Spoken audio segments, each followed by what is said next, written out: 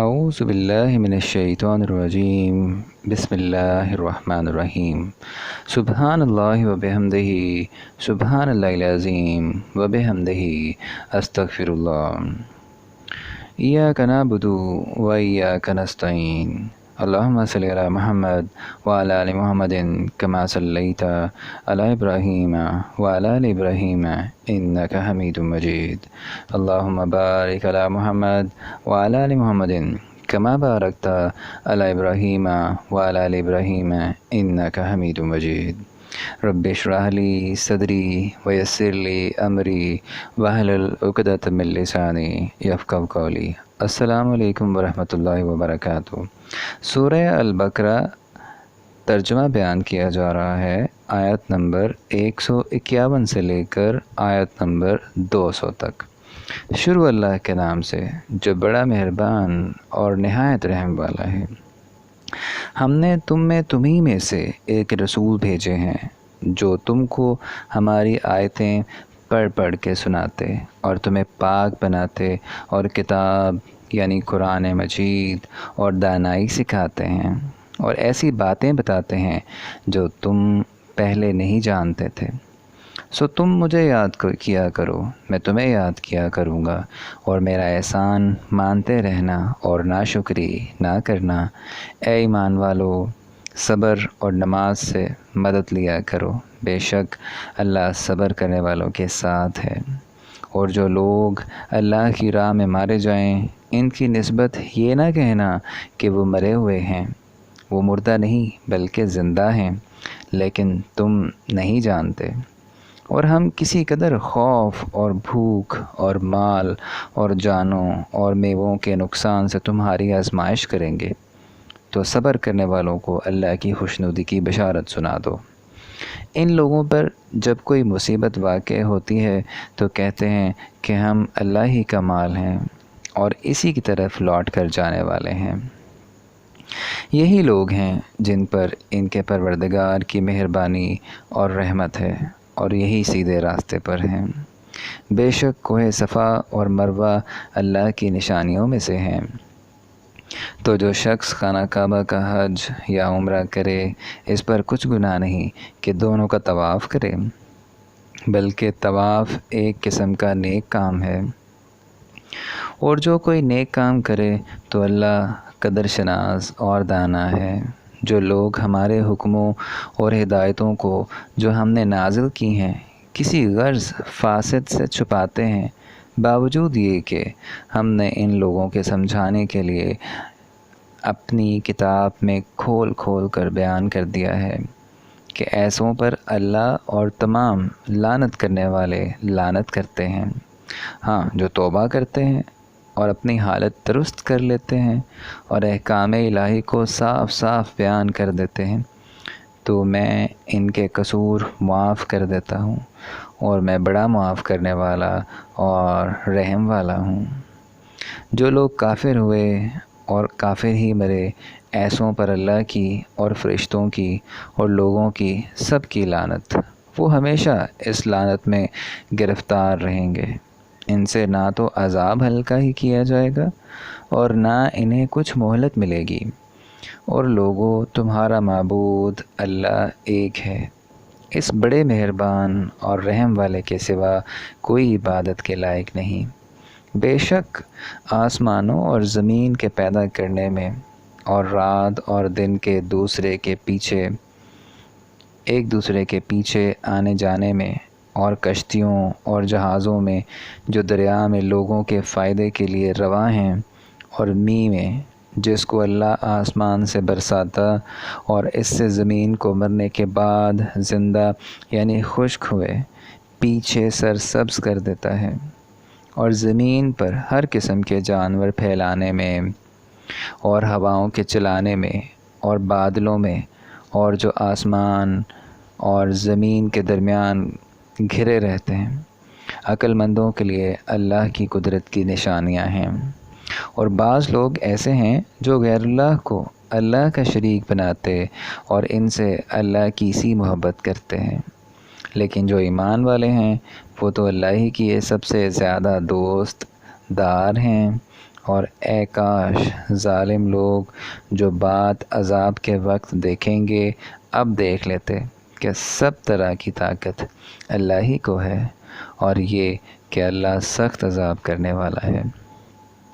اس دن کفر کے پیشوا اپنے پیروں سے بیزاری ظاہر کریں گے اور دونوں عذاب الہی دیکھ لیں گے، اور ان کے آپس کے تعلقات منقطع ہو جائیں گے۔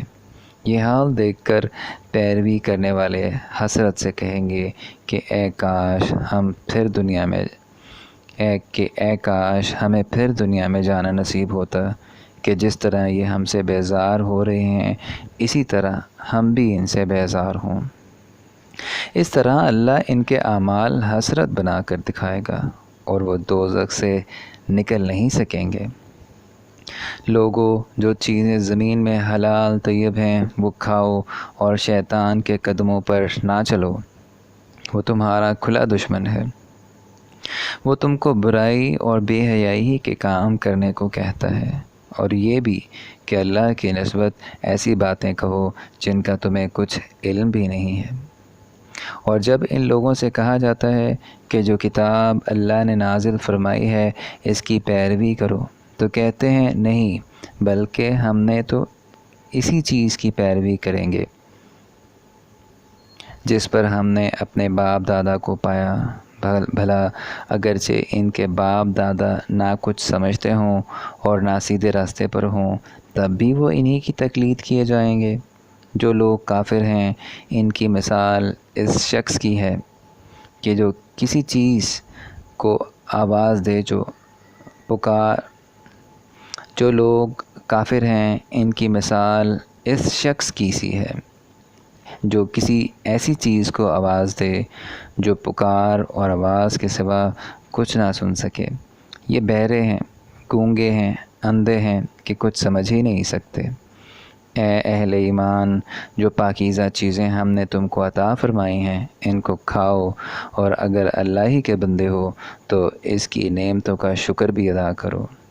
اس نے تم پر مرا ہوا جانور اور لہو اور سور کا گوشت اور جس چیز پر اللہ کے سوا کسی اور کا نام پکارا جائے حرام کر دیا ہے۔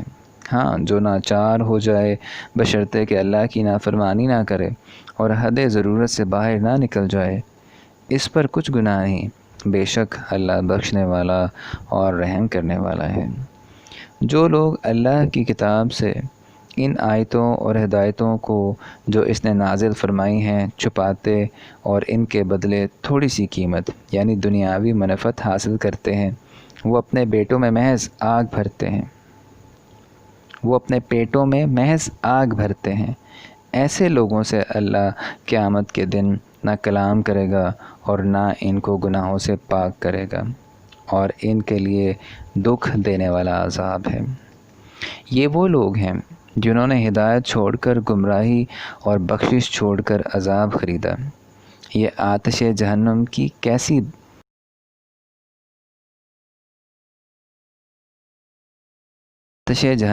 سی برداشت کرنے والے ہیں، جب اس لیے کہ اللہ نے کتاب سچائی کے ساتھ نازل فرمائی، اور جن لوگوں نے اس کتاب میں اختلاف کیا وہ ضد میں آ کر نیکی سے دور ہو گئے ہیں۔ نیکی یہی نہیں کہ تم مشرق اور مغرب کو قبلہ سمجھ کر ان کی طرف منہ کر لو، بلکہ نیکی یہ ہے کہ لوگ اللہ پر اور روز آخرت پر اور فرشتوں پر اور اللہ کی کتاب پر اور پیغمبروں پر ایمان لائیں، اور مال باوجود عزیز رکھنے کے رشتہ داروں اور یتیموں اور محتاجوں اور مسافروں اور مانگنے والوں کو دیں، اور گردنوں کے چھڑانے میں خرچ کریں، اور نماز پڑھیں اور زکوٰۃ دیں، اور جب عہد کر لیں تو اس کو پورا کریں، اور سختی اور تکلیف میں اور مار کا کارزار کے وقت ثابت قدم رہیں۔ یہی لوگ ہیں جو ایمان میں سچے ہیں، اور یہی ہیں جو اللہ سے ڈرنے والے ہیں۔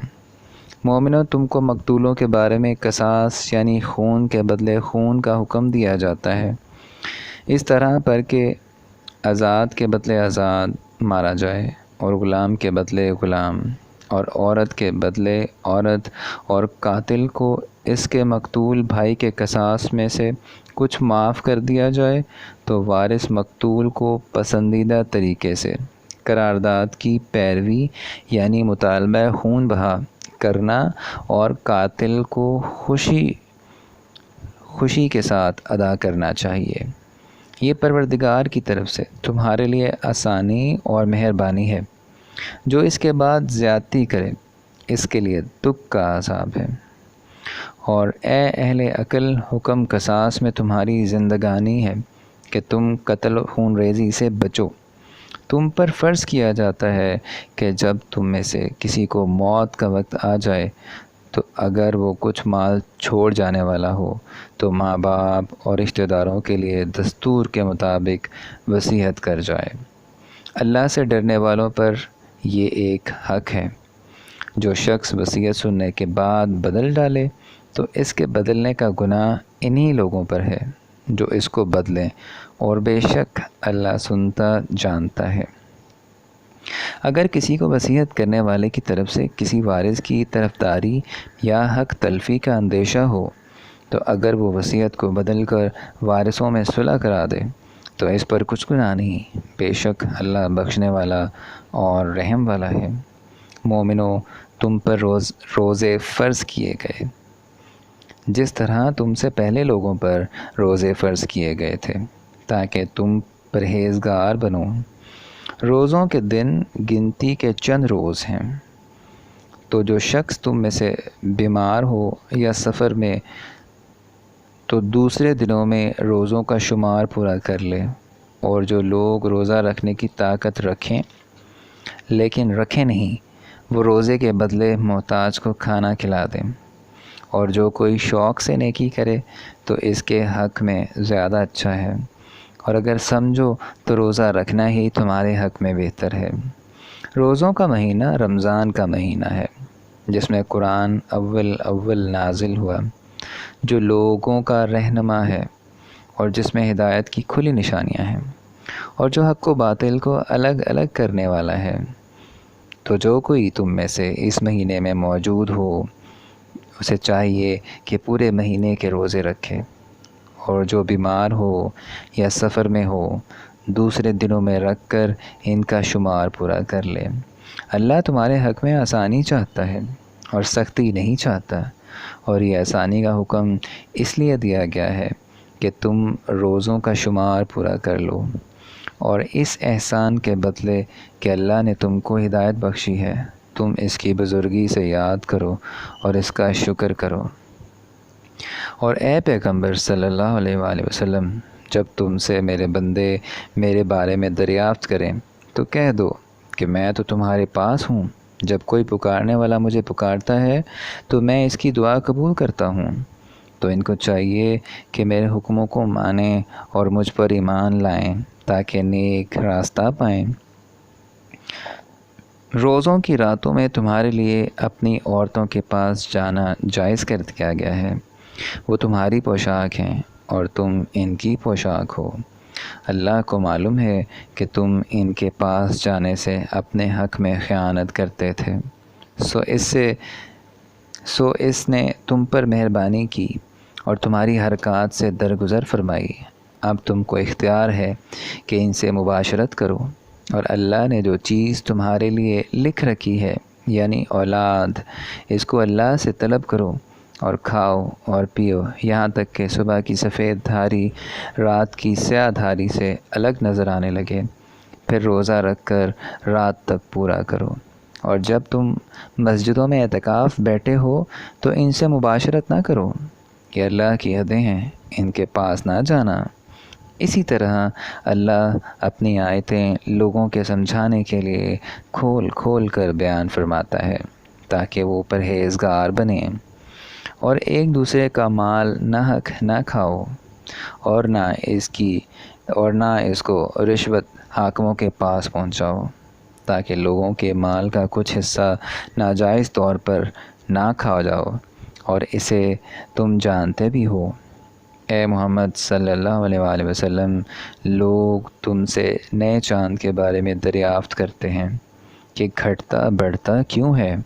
کہہ دو کہ وہ لوگوں کے کاموں کی میعادیں اور حج کے وقت معلوم ہونے کا ذریعہ ہے۔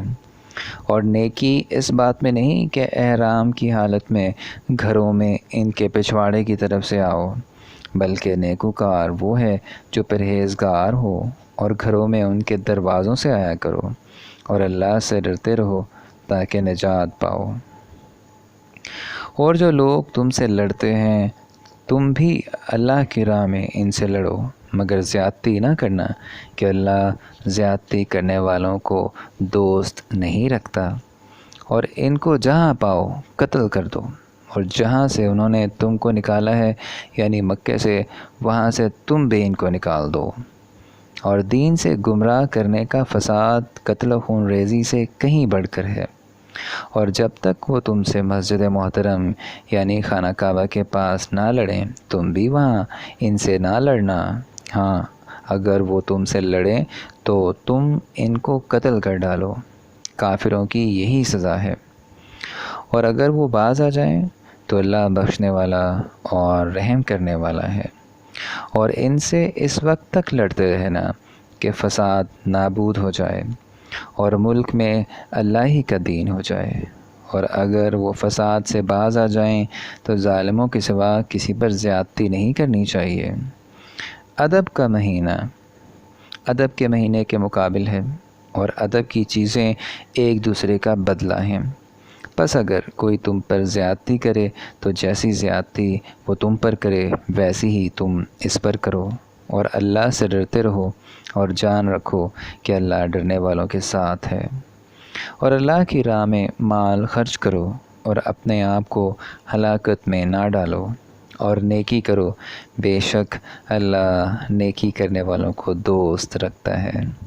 اور اللہ کی خوشنودی کے لیے حج اور عمرے کو پورا کرو، اور اگر رستے میں روک لیے جاؤ تو جیسی قربانی میں اثر ہو کر دو، اور جب تک قربانی اپنے مقام پر نہ پہنچ جائے سر نہ منڈاؤ۔ اور اگر کوئی تم میں بیمار ہو یا اس کے سر میں کسی طرح کی تکلیف ہو تو اگر وہ سر منڈا لے تو اس کے بدلے روزے رکھے یا صدقہ دے یا قربانی کرے۔ پھر جب تکلیف دور ہو کر تم مطمئن ہو جاؤ تو جو تم میں حج کے وقت تک عمرے سے فائدہ اٹھانا چاہیں وہ جیسی قربانی ہو میسر ہو کرے۔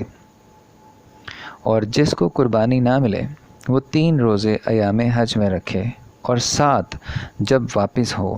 یہ پورے 10 ہوئے۔ یہ حکم اس شخص کے لیے ہے جس کے اہل و عیال مکے میں نہ رہتے ہوں۔ اور اللہ سے ڈرتے رہو اور جان رکھو کہ اللہ سخت عذاب دینے والا ہے۔ حج کے مہینے معین ہیں جو معلوم ہیں، تو جو شخص ان مہینوں میں حج کی نیت کر لے تو حج کے دنوں میں نہ عورتوں سے اختلاط کرے اور نہ کوئی برا کام کرے اور نہ کسی سے جھگڑے، اور جو نیک کام تم کرو گے وہ اللہ کو معلوم ہو جائے گا۔ اور زاد راہ یعنی راستے کا خرچ ساتھ لے جاؤ، کیونکہ بہتر فائدہ زاد راہ کا پرہیزگاری ہے۔ اور اے اہل عقل مجھ سے ڈرتے رہو، اس کا تمہیں کچھ گناہ نہیں کہ حج کے دنوں میں بذریعہ تجارت اپنے پروردگار سے روزی طلب کرو، اور جب عرفات سے واپس ہونے لگو تو مشعر حرام یعنی مزدلفے میں اللہ کا ذکر کرو، اور اس طرح ذکر کرو جس طرح اس نے تم کو سکھایا، اور اس سے بیشتر تم لوگ ان طریقوں سے محض ناواقف تھے۔ پھر جہاں سے اور لوگ واپس ہوں وہیں سے تم بھی واپس ہو، اور اللہ سے بخشش مانگو، بے شک اللہ بخشنے والا اور رحمت کرنے والا ہے۔ پھر جب حج کے تمام ارکان پورے کر چکو تو منی میں اللہ کو یاد کرو جس طرح اپنے باپ دادا کو یاد کیا کرتے تھے، بلکہ اس سے بھی زیادہ۔ اور بعض لوگ ایسے ہیں جو اللہ سے التجا کرتے ہیں کہ اے پروردگار ہم کو جو دینا ہے دنیا ہی میں عنایت کر۔ ایسے لوگوں کا آخرت میں کچھ حصہ نہیں۔ یہاں تک آیت نمبر 200 سورہ البقرہ کا ترجمہ بیان کیا گیا ہے۔ اگر اس میں کوئی غلطی ہو جائے تو ہم اللہ تعالیٰ سے معافی طلب کرتے ہیں، اور اللہ تعالیٰ سے دعا ہے کہ وہ ہماری ہدایت فرمائے۔ آمین یا رب العالمین.